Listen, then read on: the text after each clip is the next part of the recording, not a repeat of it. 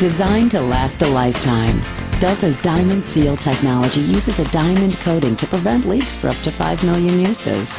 It's one more reason Delta is more than just a faucet. See what Delta can do.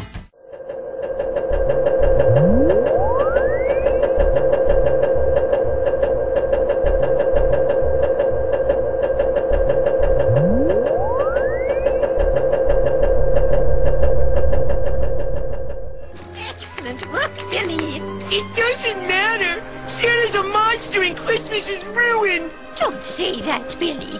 But I just did. Billy, you are what Christmas is all about. So if Santa stays a vampire, can I have the sleigh? Billy, you're the only one who's ever offered me any help. You're the only one who's ever showed me any goodwill. Do we have pie? You will always have a special place in my heart and in the New World Order. Ghoulish isn't our vampire, Mrs. C. Maybe you can ask Santa what he saw before he was bitten. Right. Retrace his steps. Maybe pull a couple of his teeth for DNA samples. Mandy, I'm getting presents in the New World Order! Mrs. Claus said so! Now off to the cellar with the lot of you. Christmas won't save itself. Well, look at that. Your scythe is filthy. Let me clean that up for you. Oh, thanks. This isn't right. Well, I was in the FBI for 27.5 years, and at the time of my retirement in 1979, I was the senior special agent in charge of the FBI Los Angeles office. I developed information personally about just extensive corruption in the government, not only at the federal level, but all the way down to the city and state level across this country. I have information about corrupt judges, corrupt law enforcement, prosecutors, county officials, judges. It involves drugs, involves pornography, involves prostitution, it involves cults, pedophilia. The bottom line is to take over the country and the world. For what, though? Power, greed. This goes back over 200 years, back to 1776, with the establishment of an organization known as the Illuminati. And if your listeners don't know what the Illuminati is, they need to run down to the library and look it up and do some research, because on May the 1st, 1776, a fellow named Adam Weishaupt, German, set forth 25 goals at the request of the Rothschild group that they needed to initiate in order to take over the world. We're talking about destroy the sovereignty of countries and destroy religions. And that's where it really started in modern day.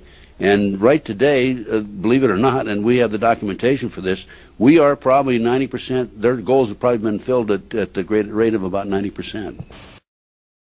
This Illuminati, this group who called themselves the Enlightened Ones, had gained positions of power through control of the banking system. Numero uno, inuit-suetus.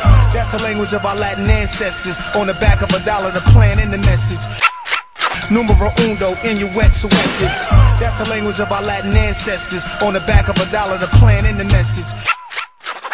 The Illuminati was founded on May 1st, 1776 by Adam Weishaupt, a professor at Ingolstadt University. Weishaupt obviously had been a serious student of the occult, for many of its bizarre features and symbols were incorporated into his organization. Weishaupt had been active in the Masonic lodges of Germany, and found in them the perfect vehicle for recruiting into his secret order, which he described publicly as the highest level of Freemasonry. The Illuminati was formally incorporated into the Masonic lodges at the Congress of Wilhelmsbad in 1780. There were 8 conspiratorial rings within rings, advancing from the outermost novice inward to Rex, or king. The king, of course, was Weishaupt himself, who had adopted the code name Spartacus. Those in the outer rings were told that the grand purpose of the order was to make of the human race, without any distinction of nation, condition, or profession, one good and happy family. But by the time the member had advanced to the level of presbyter or priest, his oath of absolute secrecy and obedience had become deadly serious. Only then was he allowed finally to see the ultimate goal of the order. It was the destruction of all religion and the destruction of all independent governments, replaced by a new world order, a world government ruled from behind the scenes by the illuminated ones. We have before us the opportunity to forge for ourselves and for future generations a new world order, a world where the rule of law, not the law of the jungle, governs the conduct of nations.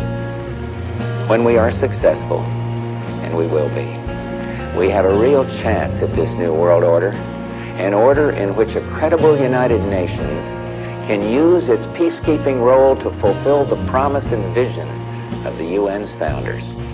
I call upon all states to join ranks in order to found the new world order of the 21st century. And people talked then, in 1990, of a new world order. What they actually meant then was a new political order.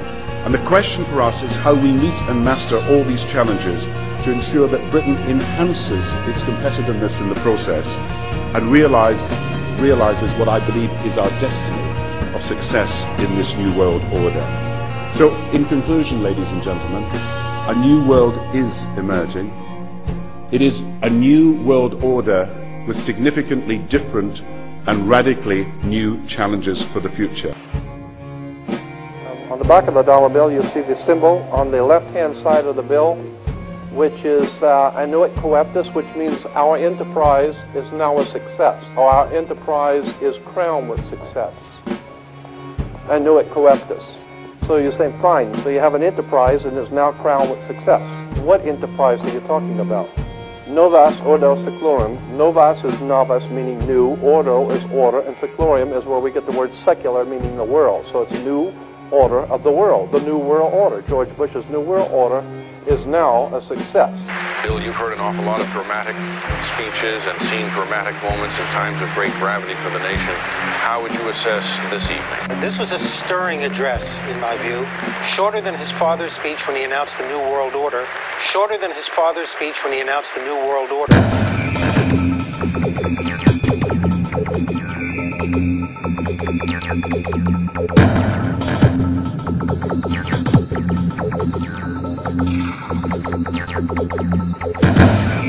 1934 is when the Federal Reserve actually finally took total control of the United States monetary system, and that's when they said it is now a success, because this is a symbol, this is an emblem of a secret society of Freemasons called the Illuminati, the German Bavarian Illuminati. They were a secret society founded in the south of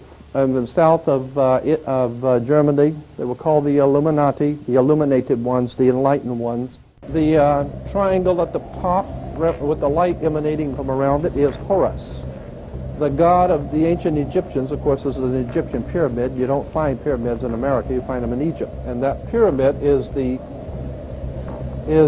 symbol of the eye, was in the Egyptian religion Horus, which was the newborn sun. Every morning when the sun came up, his name was Horus. Anyway, there are 13 layers on the pyramid. 1776 was when this secret society actually formed itself into a secret society and put itself into operation.